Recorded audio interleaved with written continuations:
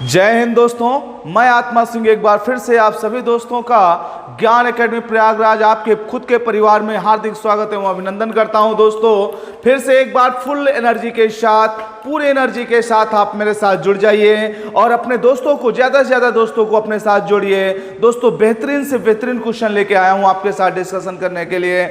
आप देखेंगे जो जूनियर शिक्षक भर्ती की परीक्षा होने वाले एग्जाम डेट आ चुकी है, उसमें 50 क्वेश्चन जीएस के पूछे जाने हैं, उसके लिए बहुत हेल्पफुल होगा। इसके बाद आप देखिए एसएससी जीडी लगा है, यूपीएसआई एग्जाम्स लगे हैं, सभी एग्जामों के लिए बहुत ही बेहतरीन क्वेश्चन की श्रृंखला चल रही है और निश्चित रूप से आप पाएंगे एग्जाम के बाद कि देखिए कितने बेहतरीन क्वेश्चन आपको दिए गए और यहाँ से बहुत सारे क्वेश्चन आपको हूबहू भी मिल सकते हैं। मैं गारंटी तो नहीं ले सकता, लेकिन इतना जरूर कह सकता हूं कि हूबहू भी आपको क्वेश्चन मिल सकते हैं, क्योंकि बहुत रिसर्च के बाद मैंने तैयार किया इन क्वेश्चनों को। ठीक है, तो बाकी आप सब लोग अपना सहयोग देते रहिएगा और जैसे आप प्यार देते आ रहे हैं उसी तरह से आगे आप प्यार देते रहिए और आपके लिए इसी तरह से मैं मेहनत करता रहूंगा। दोस्तों कोई दिक्कत नहीं है, आराम से मेहनत करता रहूंगा। लेकिन एक इंफॉर्मेशन आज के लिए, एक लेटेस्ट इंफॉर्मेशन है। अभी हाल ही में हमारे जो प्रीतम नगर हेड ऑफिस है उसके द्वारा एक अभी ब्रांच की स्थापना की गई है झलवा में। हाल ही में उस झलवा ब्रांच का जो ओपनिंग है वो मंडे से होगा और मंडे से मान के चलिए 21 तारीख से 30 तारीख तक रजिस्ट्रेशन चलेंगे। उसके बाद जो है 1 अक्टूबर से वहाँ से क्लासेस अभी प्रारंभ हो जाएंगे और जो रजिस्ट्रेशन का टाइम, उस टाइम को आप विशेष गौर करिएगा, क्योंकि सीट फुल होने के बाद रजिस्ट्रेशन संभव नहीं हो पाएगा, आपको वेट करना पड़ेगा। अगर आप ऑफलाइन क्लास हमारी लेना चाहते हैं तो बिल्कुल आराम से आप वहाँ पर ले सकते हैं। और हेड ब्रांच में भी जो मैंने बात किया अभी आपसे प्रीतम नगर में, यहाँ पर भी अभी कल से एक नया बैच के अनाउंसमेंट किया गया। उस बैच में आप लोग अपना रजिस्ट्रेशन करवा सकते हैं। 21 तारीख तक उसका रजिस्ट्रेशन चलेगा।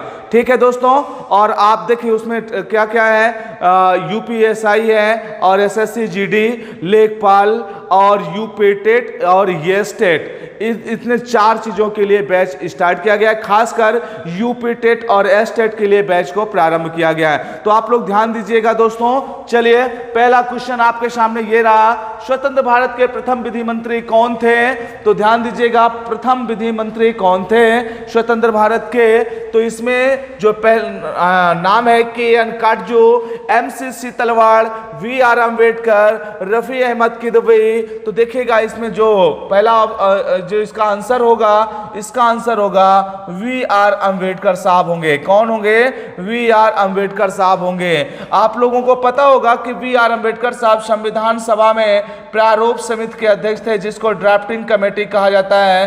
प्रारूप समिति के अध्यक्ष थे, कौन थे? भीमराव अंबेडकर साहब, जिसको ड्राफ्टिंग कमेटी के नाम से जाना जाता है। चलिए और आगे बात कर लेते हैं कि KN काटजू साहब कौन थे? तो KN काटजू साहब के विषय में जानिएगा। तो KN काटजू साहब जो थे एक स्वतंत्रता सेनानी थे। क्या थे? एक स्वतंत्रता सेनानी थे ये। और KN काटजू साहब बहुत ही इंपॉर्टेंट पर्सनालिटी थे, क्योंकि स्वतंत्रता सेनानी के साथ साथ ये भारत के उस समय के बहुत बड़े वकील थे, एक बड़े वकील थे। और इन्होंने ही आजाद हिंद फौज का केस लड़ा था। आजाद हिंद फौज का केस लड़ा था। कौन? जो आपके KN काटजू साहब हैं। चलिए आगे ये और इंफॉर्मेशन इन्हीं संबंधित देता हूं। मध्य प्रदेश, जब कांग्रेस गवर्नमेंट थी, मध्य प्रदेश के जो मुख्यमंत्री के रूप में इनको चुने जाने की बात की गई, इन्होंने मना कर दिया था। उस समय रविशंकर जी को प्रथम मुख्यमंत्री के रूप में चुना गया। रविशंकर शुक्ला जी को प्रथम मुख्यमंत्री के रूप में चुना गया था। लेकिन 2 माह के बाद दुर्भाग्यवश इनकी क्या हो गई? डेथ हो गई। इसके बाद कार्यवाहक मुख्यमंत्री के रूप में जो व्यक्ति आए, भगवंत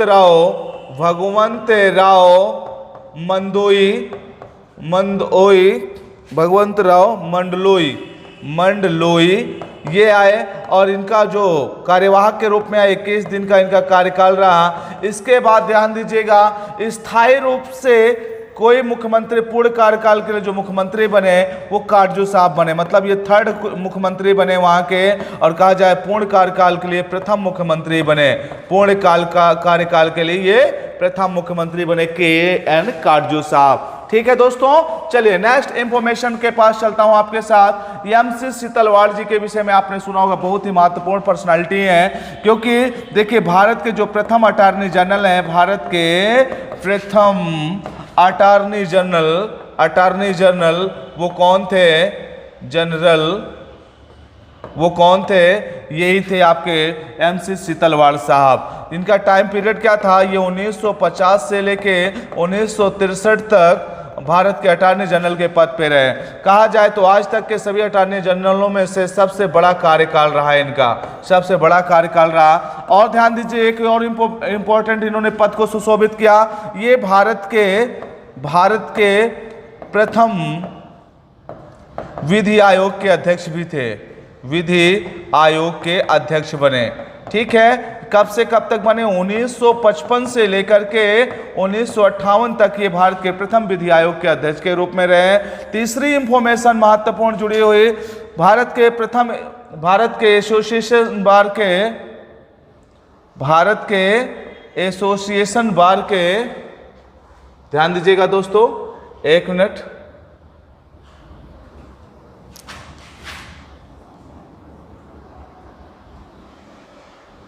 एसोसिएशन बार के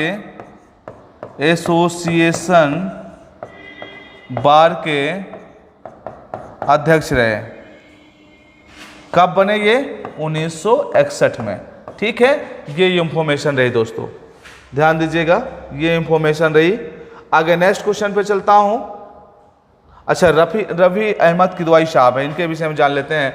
रफ़ी अहमद किदवाई साहब जो थे, ये भी एक राजनेता थे। क्या थे ये दोस्तों? एक राजनेता थे। रफ़ी अहमद किदवाई साहब एक राजनेता थे, और राजनेता के बाद इन्होंने सुभाष चंद्र बोस जी का खुला समर्थन किया था, जब पट्टाभी सीतारामैया जी के साथ सुभाष चंद्र बोस जी का कांग्रेस के अध्यक्ष पद के लिए इलेक्शन हुआ था। ठीक है, चलिए नेक्स्ट क्वेश्चन पे चलता हूं।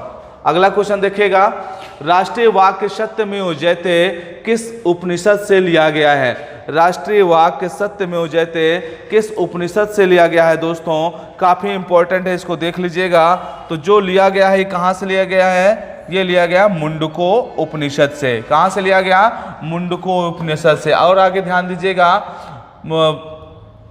देखिएगा, मौर्य वंश का एक महत्वपूर्ण शासक हुआ जिसका नाम है अशोक। क्या नाम था? अशोक, सम्राट अशोक। सम्राट अशोक के द्वारा 250 बीसी में, ध्यान दीजिए कब? 250 बीसी के अंदर सारनाथ में एक अशोक किलाट की स्थापना किया गया, जिसमें उसने खुदवाया था सत्यमेव जयते को। सर्वप्रथम अशोक किलाट जो बना था, उसी में इसने खुदवाया था सत्यमेव जयते। सर्वप्रथम किसने खुदवाया था? सम्राट अशोक ने। कहां पर खुदवाया था? सारनाथ में जो अशोक किलाट बना है, वहीं पर इन्होंने खुदवाया था। अच्छा, अगर बात किया जाए कि सत्यमेव जयते को सबसे ज्यादा प्रचारित किसने किया, तो भैया वो है मदन मोहन मालवीय साहब। मदन मोहन मालवीय साहब ने सर्वाधिक इसको प्रचारित किया।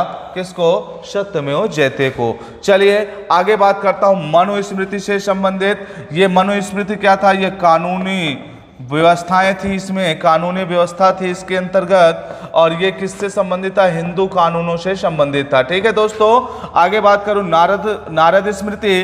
तो नारद स्मृति न्याय से संबंधित। नारद स्मृति किससे संबंधित? नारद स्मृति न्याय संबंधी ग्रंथ है। तो मतलब कह सकते हैं कि न्याय से संबंधित कौन था? नारद स्मृति था दोस्तों। क्या आपको मेरे द्वारा दी गई इंफॉर्मेशन बेहतर लग रही है? तो दोस्तों ज्यादा से ज्यादा लाइक करिए, शेयर करिए, सब्सक्राइब करिए, अपने दोस्तों को भी इनके विषय में बताइए ताकि उनको भी इसका बेनिफिट मिल सके। चलिए नेक्स्ट क्वेश्चन देखते हैं। अगला क्वेश्चन, 26 जनवरी को लाल किले पर कौन ध्वजारोहण करता है या कौन करते हैं? तो ध्यान दीजिएगा, वैसे तो इसका जो आंसर होगा वो होता है राष्ट्रपति। लेकिन अगर प्रश्न पूछा जाए क्यों होता है, तो मैं आपकी जानकारी के लिए बता दूं कि हमारा देश जो स्वतंत्र हुआ था वो 15 अगस्त 1947 को हुआ था। ठीक है, उस समय तक हमारे देश के पास कोई भी राष्ट्रपति जैसा पद नहीं था, और यहाँ पर जो मतलब कह सकते हैं लॉर्ड माउंटबेटन अध्यक्ष थे, और उपाध्यक्ष के रूप में कौन थे? पंडित जवाहरलाल नेहरू थे, पंडित जवाहरलाल नेहरू थे। ठीक है दोस्तों, ये उपाध्यक्ष के रूप में थे और बाद में यही प्रधानमंत्री बन जाते हैं, प्रधानमंत्री। अब जो आज़ादी का दिन है, इसी दिन को स्वतंत्रता दिवस के रूप में मनाया गया, स्वतंत्रता दिवस के रूप में मनाया गया। दरअसल क्या था कि यही पंडित जवाहरलाल नेहरू जी के द्वारा 1929-30 में रावी नदी के तट पर तिरंगा फहराकर, रावी नदी के तट पर तिरंगा फहरा करके पूर्ण स्वराज की घोषणा कर दिया गया था और प्रत्येक 26 जनवरी को ये तिरंगा फहराया जाता था। कितना? प्रत्येक 26 जनवरी को। तो इस इंपॉर्टेंट डेट को महत्ता देने के लिए जो संविधान हमारा बन करके तैयार हुआ, तो कुछ व्यवस्थाएं तो अंशतः 26 नवंबर 1949 को लोगों को प्रोवाइड कर दिया गया, लेकिन इसको विस्तृत रूप से जो लागू किया गया वो 26 जनवरी 1950 को लागू किया गया। तो ये जो 26 जनवरी डेट है, इसको महत्व देने के लिए इसको 26 जनवरी 1950 को लागू किया गया। और राष्ट्रपति का जो पद होता है वो एक संवैधानिक पद होता है, संवैधानिक प्रमुख होता है, इसीलिए उस प्रमुख को ही यहाँ पर तिरंगे फहराने के लिए कहा गया। तो याद रखिएगा, 26 जनवरी को जो लाल किले पर तिरंगा फहराते हैं वो राष्ट्रपति होते हैं। 15 अगस्त को जो लाल किले पर तिरंगा फहराते हैं वो कौन होते हैं? प्रधानमंत्री होते हैं। ठीक है, रक्षा मंत्री हैं, गृह मंत्री, ये तिरंगा नहीं फहराते। आगे चलो, अरे फहराते हैं लेकिन लाल किले पे नहीं फहराते। चलिए आगे देखते हैं नेक्स्ट क्वेश्चन। अगला क्वेश्चन, राष्ट्रपति शासन किस अनुच्छेद के अंतर्गत लगाया जाता है? अब दोस्तों देखिए, काफी महत्वपूर्ण क्वेश्चन है। राष्ट्रपति शासन किस अनुच्छेद के अंतर्गत लगाया जाता है? तो आपकी जानकारी के लिए बता दूं, आर्टिकल 352 के तहत सशस्त्र विद्रोह दिया गया है। सशस्त्र विद्रोह का मतलब क्या होता है कि कोई बाह्य आक्रमण देश के अंदर हुआ हो, बाह्य आक्रमण। तो ये तो विदेशी आक्रांताओं के लिए दिया गया है कि इस समय राष्ट्रपति शासन लागू होगा। और ये 360 जो दिया गया है, ये वित्तीय आपात की बात की गई। वित्तीय आपात, जब देश में वित्तीय संकट आ जाए उस समय की बात आपको आर्टिकल 360 में देखने को मिलेगा। आर्टिकल 356 के उसमें दिया गया है कि राज्य का संवैधानिक तंत्र जो है, राज्य का संवैधानिक तंत्र अगर विफल हो जाता है तो राज्यपाल के द्वारा सिफारिश किया जाता है राष्ट्रपति महोदय से, फिर राष्ट्रपति महोदय राज्य के अंदर राष्ट्रपति शासन लागू कर देते हैं। ठीक है, तो इसको याद रखिएगा, राज्य की जो कानून व्यवस्था अगर वो विफल हो गई तब राष्ट्रपति शासन आर्टिकल 356 के तहत लगता है। ठीक, क्लियर है? आंसर क्या होगा? 356। आर्टिकल 256 में क्या व्यवस्था दी गई है? तो जो राज्य की कार्यपालिका शक्ति है, राज्य की कार्यपालिका शक्ति है, उसको ये कहा गया कि ऐसा इस प्रकार से उपयोग करेंगे कि संसद की शक्ति का हनन ना हो। ऐसा आपको उपयोग करना है राज्य की कार्यपालिका शक्ति को कि संसद के शक्तियों का हनन ना हो। आर्टिकल 256 के अंतर्गत दिया गया है। तो दोस्तों क्या ये क्लियर है एकदम? चलो, अगर क्लियर है तो नेक्स्ट क्वेश्चन पे चलता हूं। संविधान में किसके द्वारा चित्रण किया गया है? मतलब कहा जाए कि संविधान में किसके द्वारा चित्र बनाए गए हैं, तो किसके द्वारा बनाया गया? नंदलाल बोस, प्रेम नारायण रायजादा, सतीश गुजराल, सुभाष चंद्र बोस। तो इसका जो आंसर होगा दोस्तों वो होगा नंदलाल बोस के द्वारा बनाया गया। ठीक है, अब देखो नंदलाल बोस जो थे वो शांति निकेतन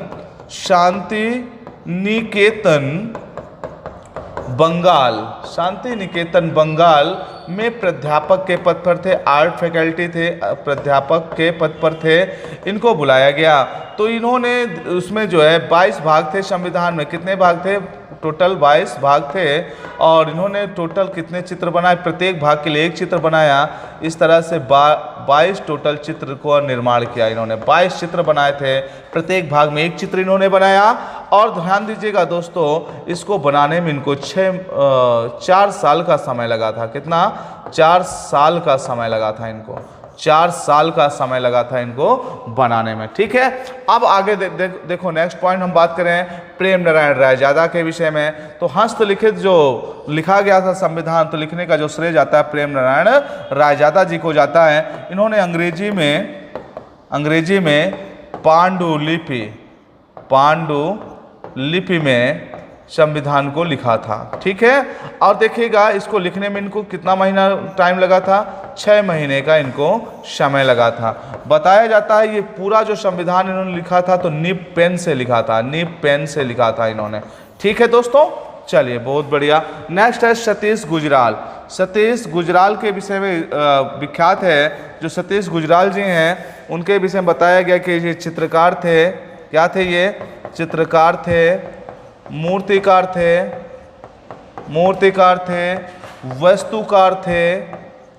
वस्तुकार थे और ग्राफिक डिजाइनर थे। और इनके विषय में कौन नहीं जाता? सुभाष चंद्र बोस। ये एक महान क्रांतिकारी नेता थे। ठीक है। सुभाष चंद्र बोस का जो जन्म हुआ था वो कहाँ हुआ था? कटक उड़ीसा के अंदर हुआ था। ठीक है। आज़ाद हिंद फौज और फॉरवर्ड ब्लॉक की स्थापना किसने किया था? सुभाष चंद्र बोस जी ने किया था। चलिए नेक्स्ट क्वेश्चन पे चलता हूँ। झंडे की लंबाई व चौड़ाई का अनुपात क्या होता है? दोस्तों तो ध्यान दे लीजिएगा, इसका अनुपात कितना होता है? 3:2 होता है। कितना होता है? 3:2 होता है। चलिए नेक्स्ट क्वेश्चन पे चलता हूँ। भारतीय संविधान में अंतिम हस्ताक्षर किसका है? तो पहले तो ये जाने कि संविधान में कितने लोगों ने हस्ताक्षर किया है। तो जो संविधान में हस्ताक्षर हुआ है 284 लोगों का हस्ताक्षर हुआ है। और उसमें जो पहली महिला हस्ताक्षर करने वाली थी वो थी सरोजनी नायडू जी। थी। ठीक है। और जो इसमें अंतिम सिग्नेचर की बात किया जाता है तो अंतिम सिग्नेचर जो इसमें हुआ था किसका हुआ था? डॉक्टर राजेंद्र प्रसाद जी का। ध्यान दीजिएगा, अंतिम सिग्नेचर किसका हुआ? डॉक्टर राजेंद्र प्रसाद जी का। सच्चिदानंद सिन्हा जी के विषय में आप जानते ही हैं, संविधान सभा के प्रथम अध्यक्ष थे या स्थायी अध्यक्ष थे? संविधान सभा के अध्यक्ष। ठीक है। वो भी कैसे? अस्थायी और प्रथम। कब बने थे ये? 9 दिसंबर 1946 को दोस्तों। ठीक है। अब देखो, अगर यहीं पे मैं राजेंद्र प्रसाद जी के विषय में बात करूं तो ये भारत के प्रथम राष्ट्रपति भी रहे। ये भारत के राष्ट्रपति रहे। और क्या था? ये कांग्रेस के प्रथम स्थायी अध्यक्ष थे। अध्यक्ष बने कांग्रेस के। कब बने ये? 11 दिसंबर 1946 को। ठीक। अब देखिए, पंडित जवाहरलाल नेहरू जी के विषय में आप लोगों को जानकारी है ही है। चलिए आगे बढ़ते हैं। भारतीय संविधान में नागरिकता का वर्णन किस भाग में रखा गया है? तो ध्यान दीजिएगा दोस्तों, भारतीय संविधान में नागरिकता का वर्णन किस भाग में है? तो ध्यान दे लो, भाग 2, 3, 4, 1। तो जो इसका नागरिकता है वो भाग 2 के अंदर है। नागरिकता किसमें है? नागरिकता भाग 2 के अंदर है। और किस आर्टिकल क्या है? तो आर्टिकल 5 से 11 तक है। और इसके बाद भाग 3 में क्या है? मूल अधिकार है दोस्तों। क्या है? मूल अधिकार है। और इसके बाद इसके आर्टिकल क्या है? 12 से लेकर के 35 तक में वर्णन है मूल अधिकारों का। और आगे है डीपीएसपी मतलब जो राज्य के नीति निर्देशक तत्व होते हैं। ये कहाँ से? आर्टिकल 36 से लेके आर्टिकल 51 तक इसका वर्णन है। और भाग 1 के अंदर क्या है? भारत राज्यों का संघ है। ये भाग 1 में दिया गया। इसके लिए जो आर्टिकल 1 से लेकर के 4 तक वर्णन किया गया। ठीक है दोस्तों। चलिए, बहुत इंपॉर्टेंट क्वेश्चन है ये। नेक्स्ट क्वेश्चन पे आते हैं। विधि के समझ क्षमता का अधिकार किस अनुच्छेद में वर्णित किया गया है? तो ध्यान दीजिएगा, पहले तो आपको जाना है विधि के समझ क्षमता, है ना। एक होता है विधि का समान संरक्षण, ठीक है दोस्तों। एक होता है विधि का समान संरक्षण और एक होता है विधि के समझ क्षमता। तो याद रखें, विधि के समझ क्षमता ब्रिटेन से लिया गया है। कहाँ से? ब्रिटेन से। और ये यूएसए से लिया गया है, संयुक्त राज्य अमेरिका से लिया गया है। अब देखो, पूछा गया है कि किस अनुच्छेद में वर्णित किया गया है। तो देखिए, विधि के समझ क्षमता जो आर्टिकल 14 है इसमें इसका वर्णन किया गया है। किसमें? आर्टिकल 14 के अंदर वर्णन किया गया है। और आर्टिकल 15 के अंदर बात करूं तो आर्टिकल 15 के अंदर मूल, वंश जाति, लिंग, क्षेत्र आदि के आधार पर राज्य विभेद नहीं करेगा, लेकिन कुछ कारणों में वो कर सकता है। ऐसा नहीं, कुछ जगहों पर कर सकता है। जैसे कोई पहाड़ी क्षेत्र का व्यक्ति है, वो आर्मी में भर्ती होना चाहता है, तो अगर उसमें हाइट में छूट नहीं देंगे तो वो कभी भी नहीं हो सकता, क्योंकि छोटे होते हैं। चलिए, आर्टिकल 18 की बात करूं तो इसमें उपाधियों का अंत है। क्या है? उपाधियों का अंत है यहाँ पर, उपाधियों का अंत आर्टिकल 18 के अंदर। अब देखो बहुत महत्वपूर्ण चीज़ है यहाँ पे कि आर्टिकल 18 में जो उपाधियों का अंत है वो कैसा अंत है। कहा गया कि जो भारत के द्वारा पुरस्कार दिए जाते हैं, जैसे भारत रत्न हो गया, पद्म विभूषण हो गया, पद्म भूषण हो गया, है ना, जो भी ये दिए जाते हैं ये सब जो हैं ये पुरस्कार होते हैं, ना कि ये उपाधियां होती हैं। उपाधियां तो केवल दो क्षेत्रों में दी जाती हैं, एक तो होती है सेना के द्वारा और दूसरा होता है शिक्षा के क्षेत्र में उपाधि आपको दी जाती है। एक सेना के द्वारा होता है और एक शिक्षा, जैसे लेफ्टिनेंट, कर्नल, जनरल, ये सब सेना के द्वारा होती हैं। शिक्षा के द्वारा क्या होता है, बीएड है, बीटीसी है, एमफिल है, पीएचडी है, जितना भी डिग्रियां होती हैं ये होती हैं उपाधियां। ठीक है दोस्तों, आर्टिकल 17 की अगर मैं बात कर दूं आपसे तो ये अस्पृश्यता है। क्या है, अस्पृश्यता है, जिसको हम क्या बोलते हैं, छुआछूत। दरअसल हमारा संविधान कहता है कोई भी व्यक्ति किसी भी व्यक्ति से इस आधार पर विभेद नहीं करेगा, ऐसा व्यवहार नहीं करेगा कि आप निम्न कास्ट के, उच्च कास्ट के, ऐसे मतलब किसी भी तरह से छुआछूत का कोई भी समाज में वर्चस्व नहीं होना चाहिए, उसको खत्म करना है। चलिए नेक्स्ट क्वेश्चन, अंतिम 10 क्वेश्चन। न्याय का अर्थ है, न्याय का क्या अर्थ होता है, तो तार्किक आधार पर भेदभाव हो, किसी भी प्रकार का भेदभाव ना हो, संपत्ति के आधार पर भेदभाव, किसी भी प्रकार का भेदभाव ना हो। तो देखिए इसमें पहली बात तो ये सेम आंसर ऑप्शन है दोनों, है ना, तो एक ऑप्शन ही माने जाएगा इसमें, तार्किक आधार पर भेदभाव हो, किसी भी प्रकार का भेदभाव ना हो। तो न्याय का अर्थ क्या होता है, न्याय का अर्थ क्या होगा कि किसी भी प्रकार का भेदभाव ना हो, जो सत्य हो वही हो। मतलब तार्किक आधार पर भेदभाव नहीं, बिल्कुल नहीं, संपत्ति के आधार बिल्कुल नहीं होना चाहिए। तो इसका आंसर हो जाएगा किसी भी प्रकार का भेदभाव नहीं होना चाहिए। दोस्तों क्या मेरे द्वारा जो भी क्वेश्चंस आपको आज दिखाए गए, बताए गए, बेहतर लगे? अगर बेहतर लगे तो कमेंट बॉक्स में दोस्तों थम्स अप जरूर किया करिए, मेरा मोटिवेशन होता है, उससे मेरा भी मन लगता है कि नहीं अच्छे अच्छे क्वेश्चन कलेक्ट करके लाता हूं आपके लिए। तो आप लोगों से हार्टली रिक्वेस्ट है, आप लोग कमेंट्स किया करिए और ज़्यादा से ज़्यादा लाइक करिए, अपने दोस्तों को सब्सक्राइब करवाइए दोस्तों। और मैं आपको बता देता हूं कि गारंटी तो नहीं ले सकता, लेकिन इतना ज़रूर बता सकता हूं कि अगर आप लोग इस सीरीज से जुड़े रहे लगातार, और जैसे आप एग्जाम देने जाएंगे, चाहे एसएससी जीडी का आपका एग्जाम हो, चाहे यूपीएसआई का हो, या जो जूनियर शिक्षक भर्ती का है जिसमें 50 क्वेश्चन जीएस के आने हैं, आप लोगों को जरूर बेनिफिट होगा। आप लोग वहां पर पाएंगे एग्जाम हॉल में कि हाँ मैंने क्या कहा था, आप सोचेंगे वहां पर। इसलिए सीरियस होकर, बी सीरियस, मतलब केयरफुली एकदम से पढ़ाई शुरू कर दीजिए। ठीक है दोस्तों, चलिए आनंद उठाइए, आराम से पढ़ाई करिए। अगर जैसे आपको कोई डाउट हो तो कुछ उसमें कमेंट बॉक्स में अपने क्वेश्चन को छोड़ सकते हैं, अपने प्रश्न को छोड़ सकते हैं, और मैं जैसे ही उसको देखूंगा आपका संशोधन कर दूंगा दोस्तों। ठीक है, चलिए ठीक है, तब तक के लिए जय हिंद।